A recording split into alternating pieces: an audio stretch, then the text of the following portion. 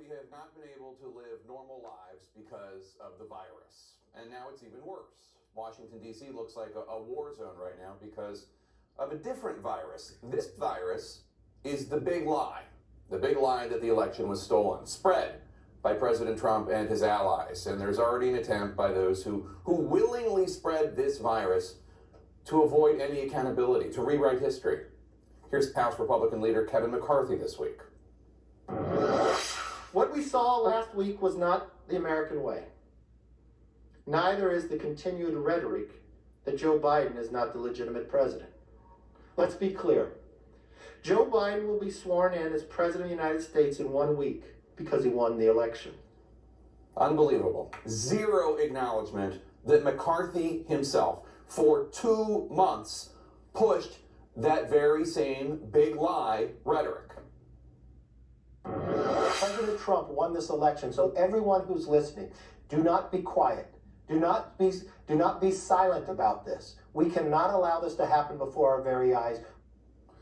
McCarthy, House Minority Whip Steve Scalise, and 124 other House Republicans went so far as to sign on to that joke of a lawsuit from the Texas Attorney General, which lent further credibility to the big lie.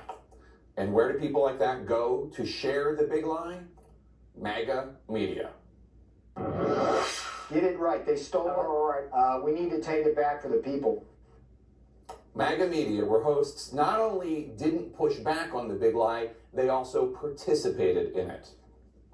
I can factually tell you tonight, it will be impossible to ever know the true, fair, accurate election results. We don't know exactly what the Supreme Court will do, but there is precedent for courts overturning the results of elections. It was a joint effort by the Trump team and MAGA media, and millions heard lies about election fraud day after day. This happened in the places where it needed to happen, which is why the 4 metros, the only 4 where Joe Biden outperformed Hillary Clinton, were Philadelphia, Milwaukee, Atlanta, and Detroit. I mean, what McEnany said there is just a lie.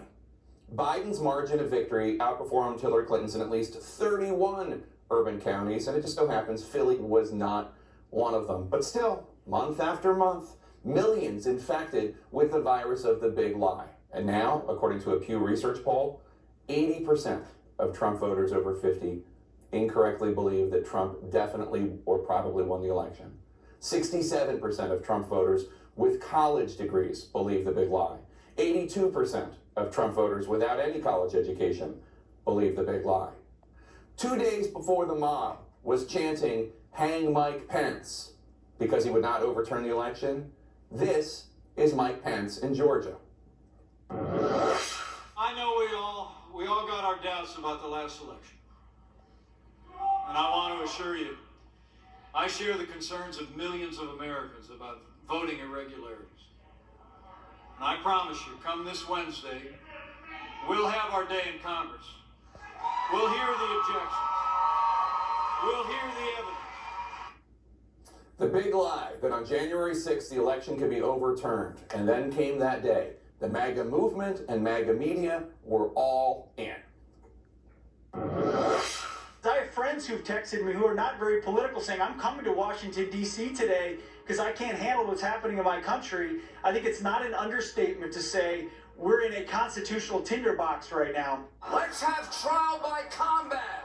If you're gonna be the zero and not the hero, we're coming for you, and we're gonna have a good time doing it. If Mike Pence does the right thing, we win the election.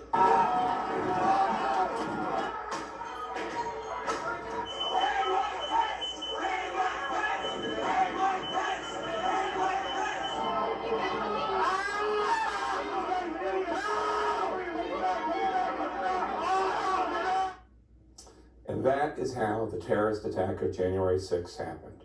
Millions of Americans infected with the virus of disinformation. It was a joint effort by far-right hate groups that the president's been playing footsie with for years, and radicalized, infected Trump supporters and MAGA media. Multiple dead bodies later, no contrition, no apologies, no acknowledgement of what they did. Until those who spread the big lie work to correct it, putting out a vaccine of facts and truth, I fear that the U.S. will continue to be in this bad and dangerous place even after the inauguration. And I wish, in my soul, I wish that I saw any evidence that any of these people had a conscience for this to even nag at. Before we go, I do have some good news. I have the pleasure this morning of welcoming Dana back.